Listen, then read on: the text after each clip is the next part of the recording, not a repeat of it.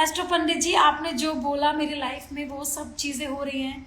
Guys, जो मेरे पंडित हैं, मैं आपको बताना चाहती हूँ कि जो एस्ट्रो पंडित हैं, इन्होंने मेरी लाइफ में बहुत सारी चीज़ें बताई हैं, मेरे टर्निंग पॉइंट बताए हैं, वो सब मेरे साथ हो रहे हैं। और अभी उन्होंने कुछ फ्यूचर भी बताया है मेरा। तो मैं चाहती हूँ, फिंगर क्रॉस, कि पंडित जी जो आपने बताया वो सच हो जाए। तो मैं चाहती हूँ कि अगर आप लोग भी सैड हैं तो आप एस्ट्रो पंडित जी को फॉलो करके उनसे अपना कंसंट्रेट कर सकते हैं।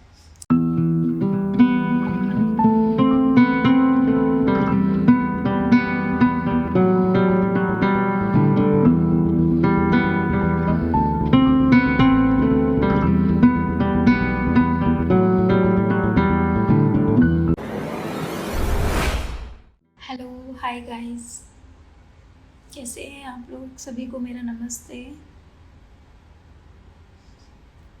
हाँ, अभी अभी बताइए आप कि किस किस को मेरे से प्रॉब्लम है। तो अभी आप लोग यहाँ बात कर सकते हो, किस किस को प्रॉब्लम है आप लोग बताते रहिए। और मैं भी सारे जवाब दूंगी आप लोगों को, क्योंकि मैं डरती नहीं हूँ। पहले तो मैं आपको ना मैटर बताना चाहती हूँ। बहुत सारे लोग पूछ रहे हैं क्या हुआ है, क्या हुआ है, क्या हुआ है। मुझे आप लोग एक ही बात बताइएगा कि मैं दर्शन के लिए जाती हूँ। मैं फ्राइडे को दर्शन के लिए गई थी। वहाँ पे उन लोगों ने बोला था कि दर्शन अलाउ नहीं है। तो मैंने जब ऑनलाइन चेक किया तो वो 3 महीने के बाद मुझे दर्शन मिल रहे थे। उसके बाद मैंने उन लोगों से पूछा कि कुछ ऐसा है कि जो हमें जल्दी दर्शन हो जाए। तो उन्होंने बोला कि ठीक है, आप वीआईपी फ़ीस जमा कर दीजिए 10,500। वहाँ पे सब लोगों को पता है कि 10,500 वो लोग एक बंदे का चार्ज करते हैं। यानी उस टाइम पे मैं 9 लोग गए थे, तो 9 लोगों का यानी हो गया 90,000 रुपये हो गए। मैंने कहा ये तो बहुत ज़्यादा हो जाएगा। मैंने कहा कोई दूसरा तरीका?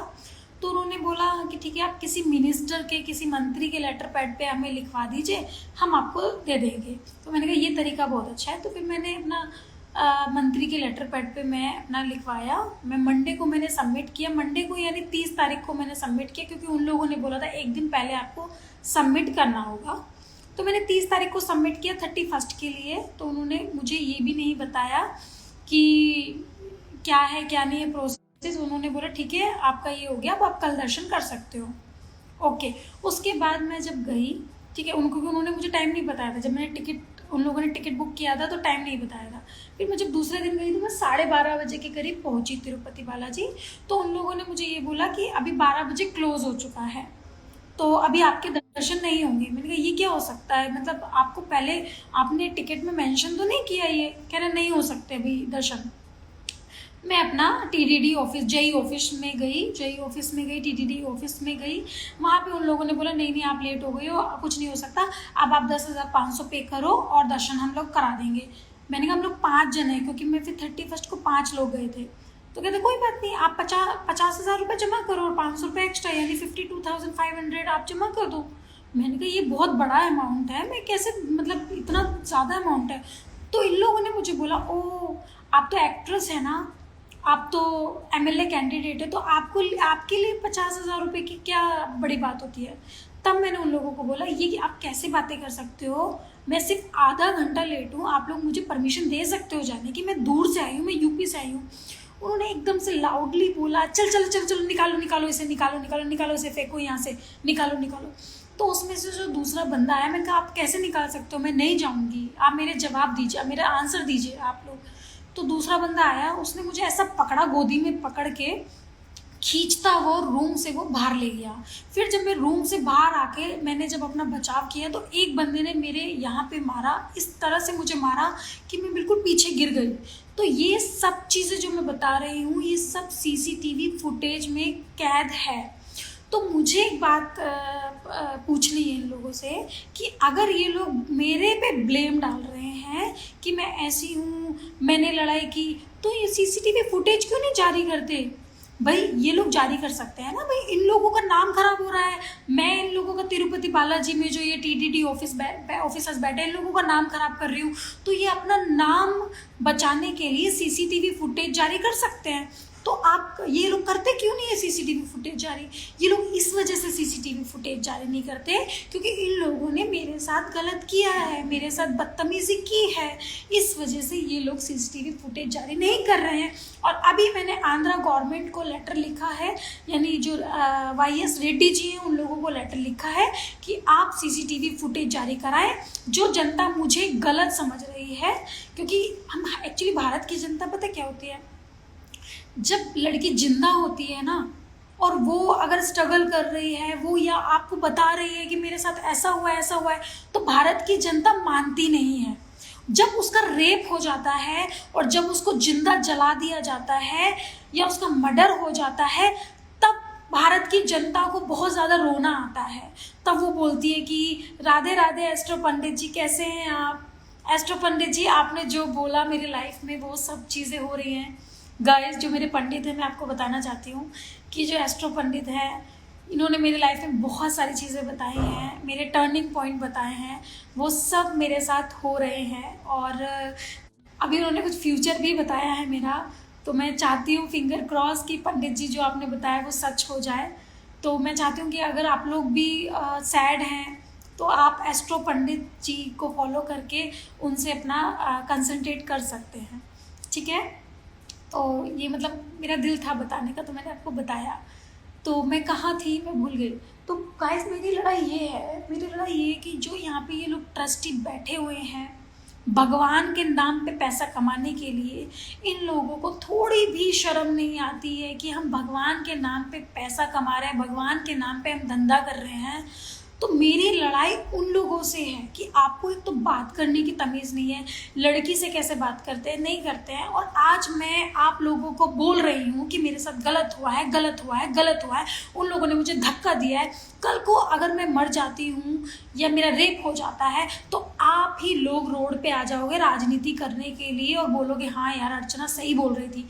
तो सुधर जाओ। एक लड़की जिंदा बोल रही है, अब मैं अपना दिल चीर के नहीं दिखा सकती आप लोगों को।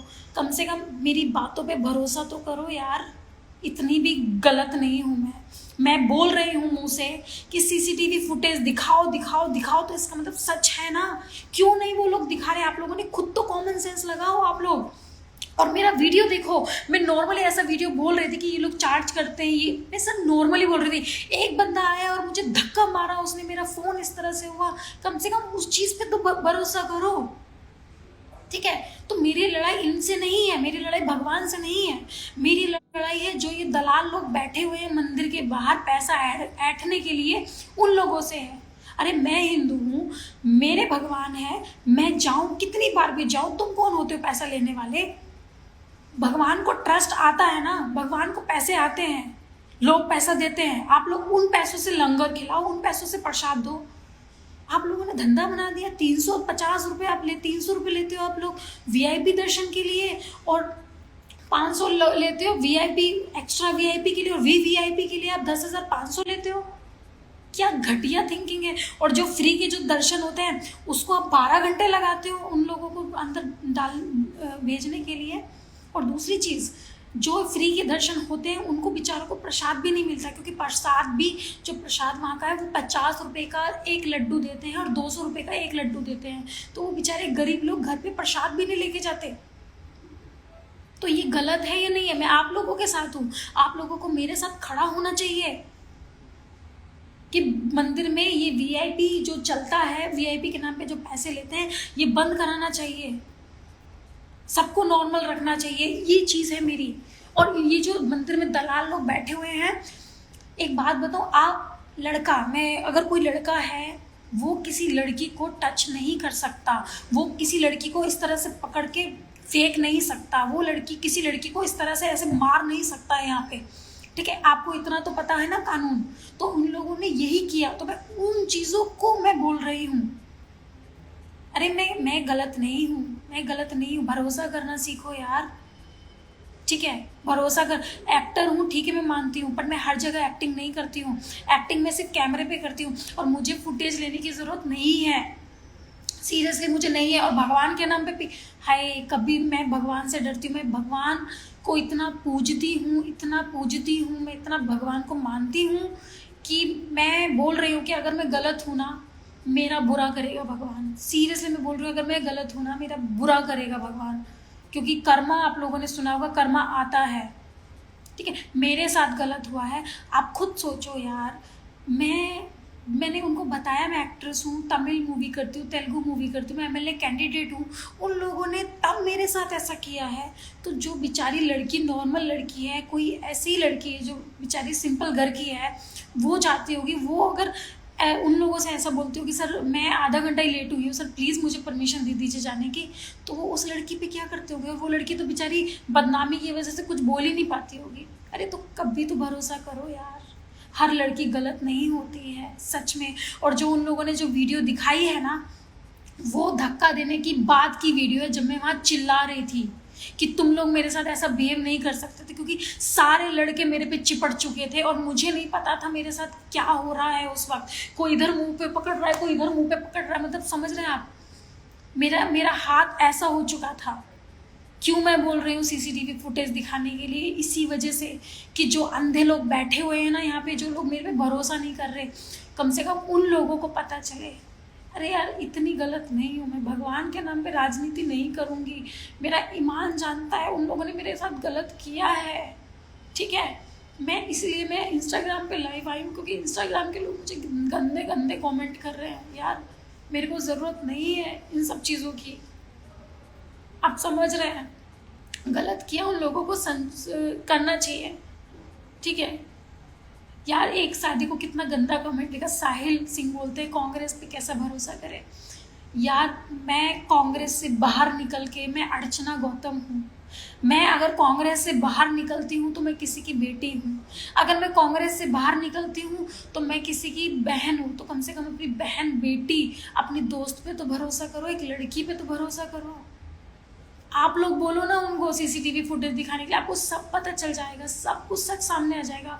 वो लोग नहीं, वो डरे पड़े हैं वो लोग, क्योंकि उनकी बैंड बज जाएगी कि आप लड़कियों पे ऐसा अत्याचार नहीं कर सकते। इसी वजह से वो लोग सीसीटीवी नहीं दिखाया इन्होंने अभी तक। मैं गई थी पुलिस के साथ, जब उनकी पुलिस कंप्लेंट करवाई थी, मैं गई थी, मैंने सीसीटीवी फुटेज देखा है, ठीक है। और मुझे तो पता भी नहीं था, मैं तो एक बंदा सोच रही थी, फिर वहाँ पे पता चला 2-3 बंदे थे जिसने मेरे साथ ऐसा किया है, किसी ने ऐसा किया है, किसी ने ऐसा पकड़ा है, किसी ने ऐसा धक्का दिया है कि मैं गिर गई। अरे कुछ तो रेस्पेक्ट करो लड़की की यार, कुछ तो। इतने भी आप लोग ऐसे मतलब खुद गर्ज नहीं हो सकते भाई, खुद गर्ज नहीं हो सकते। मैं अगर बोल रही हूँ तो सच ही बोल रही हूँ, ठीक है।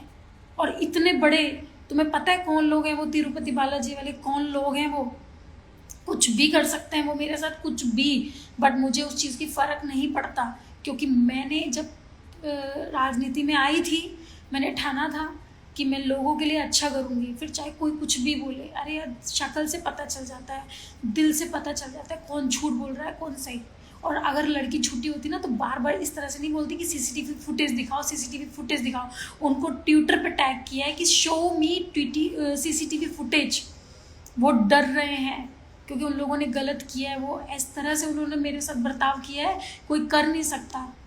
ट्रस्ट में, अगर शायद मैं अकेले होती तो बहुत गलत करते मेरे साथ। तो कम से कम जिंदा लड़की अगर बोल रही है आपको तो उस पर भरोसा करो, ठीक है। बलात्कार तो बहुत होते हैं, मर्डर तो बहुत होते हैं, तब तो बहुत लोग खड़े हो जाते हैं, बट एक जिंदा लड़की अगर बोल रही है तो भरोसा करो यार, ठीक है।